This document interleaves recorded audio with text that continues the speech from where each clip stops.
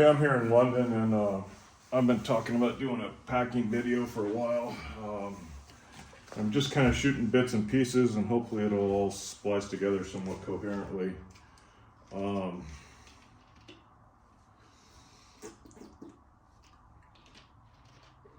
Watching some other people pack has been an interesting mind exercise for me, but this is the Osprey. I think it's a 60 liter. I forgot the name of it. It's like their travel duffle. And I've really loved Osprey for years, but you know, this is the second product I'm kind of questioning. Had some design questions about, they had this great sling bag that I used for a carry-on. It was canvas. I liked the canvas and everything was great, but it was kind of built backwards for the way I would expect other people to use it as well as myself. Like, you know, the zippers were, you know, side pockets, and even the sling was counterintuitive. It was almost like a mirror image of what I would have designed. You know, they had a little pocket, a pouch on one end, but then it was designed to be at the bottom because the padded sling was attached to the other end. It wasn't shiftable, you know, you couldn't shift it. And so if you have a padded sling on one end, you figure that's the top. And then you've got a small accessory pouch at the bottom of it. There's no rain fly, so why would you put it at the bottom where you're, you know, it's most likely to hit the ground first or be set down? Just didn't make sense. And then this right here, I hope that's coming through, but this shoulder strap is kind of coming apart, and it's not like it's in a high wear area, and it's right in the middle between these two sections. Kind of disappointing. You know, granted, I've had this pack for a while. It's been to the Philippines. It's been thrown on and off boats. It's been, you know, checked as luggage more than I can count. But, you know, still kind of disappointing that a simple seam is just coming apart for no apparent reason. So we'll see what happens there. So I'm gonna undo these straps here. Now I always take an extra belt. I usually carry, I don't travel light, so let's just get that right out front, right? This is a neat little trick I'll show you sometime, but I don't travel light. I have no intention of traveling light. I travel to be comfortable. I'm not wearing my backpacks for miles and miles and miles. Ideally, sometimes I do, but you know, this isn't the type of thing you put on and go trekking. This is a hotel to hotel bag. It's very, very, very good for that, because if you need to, you can throw it on your back and, you know, do a couple miles, and it's comfortable enough to, you know, get you by. One reason I use the belt is, you know, I overpack everything. That's just an, you know, my nature. This was 20.2 kilos when I checked it in yesterday. They let me slide on the 0.2, which is unusual for Wiz, but you know, thank you.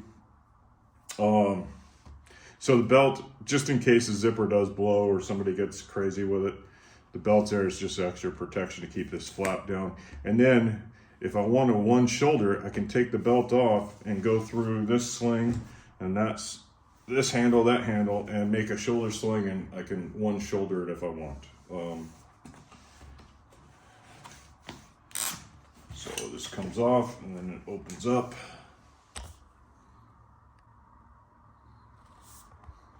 Wow, and I thought GoPro was the cutout master. So are we getting what's framed in there? Yeah, okay. So I packed in a bit of a hurry last time. This is my folding board. I don't know if I've gone over that with you or yet or not, but I use that to fold my clothes, and it comes in handy like to protect the zipper. So I had some stuff poking out here. This is just an extra bag with some random stuff in it. We'll throw those right, get out of the way. And then more just random stuff that needs to be filtered and probably tossed. So I had a couple things kind of poking out the side of the bag. I forgot to put my scissors deeper in the bag, so they were a last minute pack. Again, another extra belt. And this is off another Osprey pack that I'll do a review on, because this has been the biggest disappointment from Osprey ever. Just a couple straps. So you can see, like, I get a couple last minute things just tossed in there. These are my pants. I only have 2 pairs of pants, so one is always there. They had really good soap at the last Hilton, so I grabbed the 2 free bars. That's for the GoPro. Little stuff there. That's some medicine. And then this is what was poking out. I didn't pack this well enough, so this was pushing out against the edge. I didn't want it to rub excessively, so I put the board in there like that, so it didn't create a point that would rub or catch, you know, it was going through the boarding process. This is my, probably won't unroll it here because I'm only here a day or 2, and there's no EU plug in the hotel. It's all British, so I'm not using that. So what I do here is I have all my cubes packed like this with the handles up, right?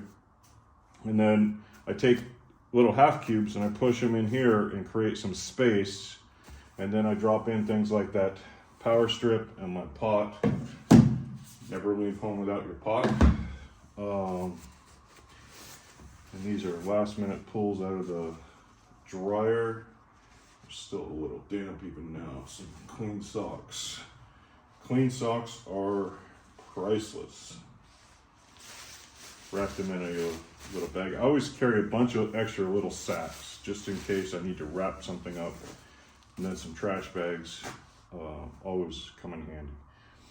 So, little accessory pouch. You can see, like here, you know, I did some last minute just cramming stuff in because I'd forgotten that, you know, you can't carry pocket knife and a Leatherman on the airplane, right? And then that's just some backup power cords just in case.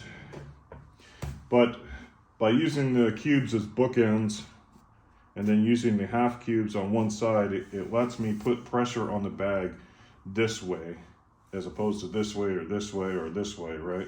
So keeping pressure, and you can see the bag, it's got these kind of lips, it's kind of tubbed in, right? So you can, the pressure isn't on any specific seam. If anything, it's on this seam here that goes around the bottom, and that's a really good durable seam, and you know, it's not in danger of splitting anytime soon. Where if I pack the bag just like this, and push it all down and cram it, then the pressure goes on the zipper, right? And it wants to pop open. So, you know, look at your bags and always think about, how do I apply compaction pressure without putting pressure on zippers or weak points? Because that's where they fail, right? Bags fail at zippers and weak points. And you know, the last thing you want to do is pop this zipper, you know, while it's in transit, and then what do? So this is my winter coat. Just some more straps and stuff. My pot scrubby, again, you know, I was kind of in a hurry when I packed out. I didn't really do a good job of getting everything in order. And this is some cold weather hat wrapped in just some cord I had sitting around, and then my raincoat. So all that, you know, I won't even mess with.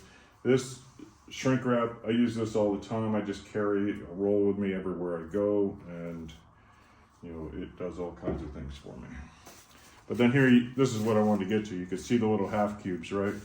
And you can see how much space there is now. When I put these in here originally, there was no space. I had to push them in. Now that it's been sitting compact for a while, you know, it'll take a while for everything to fluff back up.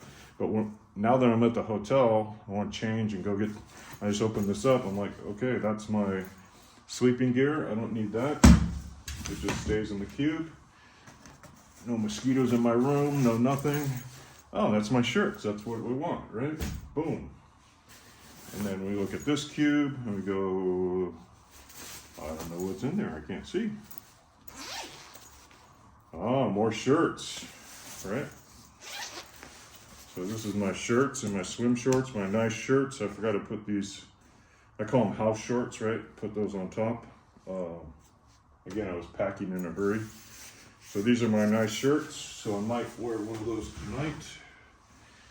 And then the last cube here should be socks and underwear. Yes, socks and underwear, most important. Clean socks and clean underwear. And this is my little day pack, my travel day pack. It rolls up nice and tight. A couple more shirts. And sweatshirt. This is my hoodie. So I don't suspect I'll be using the hoodie at all.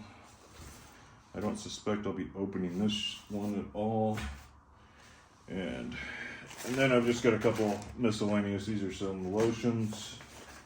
And then some waterproof bags I keep just in case too. And these Sea to Summits, you know, you want to go in, if you're going to buy a Sea to Summit waterproof bag, go into a store and feel it, because there's all different textures and they're better for, you know, different things depending on your needs and wants, and different sizes.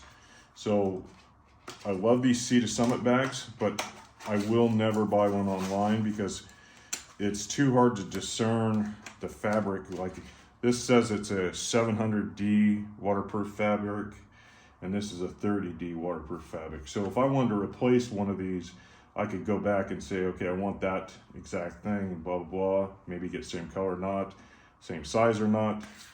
But this is a real small one. It's great, like if you go swimming and then you want to get on a plane, you can put your wet clothes in here.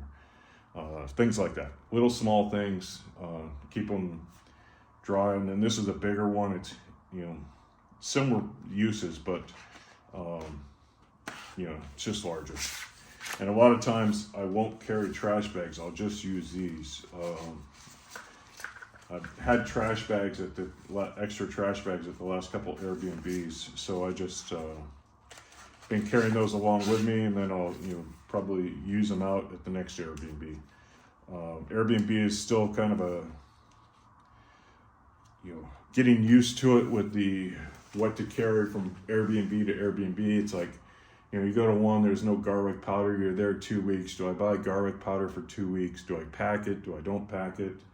You know, all those questions arise. And trash bags, you know, always seem to need them in Airbnbs. Paper towels, I've got half a roll of paper towels over there that, you know, I left a roll for them, but then I brought half a roll with me. I just, you know, they've become useful to me. So that's my bag. That's how I pack. Again, you know, look at your bag, right? And you can see how this is set up. So I don't want to put pressure on seams that will split. And you can see these seams inside, they're pretty legit, right? They're sewn really well. And then they've got, you know, the tape over the top. So I'm not worried about blowing out these seams, but the zipper, you know, I don't trust any zipper to never blow out. Don't get me wrong, these are really good zippers. You know, Osprey didn't seem to chintz on any of this, and you know, this was at 20 kilos last trip or last flight, 20.2, and I've had it to 35 kilos with heavy stuff in there. So, you know, I'm pretty confident and comfortable with this. I shouldn't admit to this, but I even took it to the store one time and packed it full of beer, like full of beer, case, you know, 12 packs, and then walked home with it. So it can do that. It definitely can do that. But overall, it's a good bag. Kind of disappointed about the shoulder strap. A friend gave me, I don't have this trip, but a friend gave me a North Face bag. Very similar design. I love it as well. The thing about the North Face bag is, I had the 60 and 90 of this. Yeah, here's the name, Transporter 65. So I had the 92, I had the 130. I think it's the 130, the biggest one. I love that bag, and it's great. But the North Face I was given is a major upgrade. The shoulder straps are amazing. It's a bigger, heavier duty bag. If I were going to go for a large bag, I would probably pass on the Osprey and get the North Face. And when I get back to it, maybe next month, I'll do a video on it. I don't have my Osprey Transporter, the large one, with me, but those large bags are a lot more handy than people realize. you know, the key is to never fill them, right? Because if you fill that bag, you're not getting it off the ground. Okay, I've rambled enough. I've got shit to do today. We'll be back soon.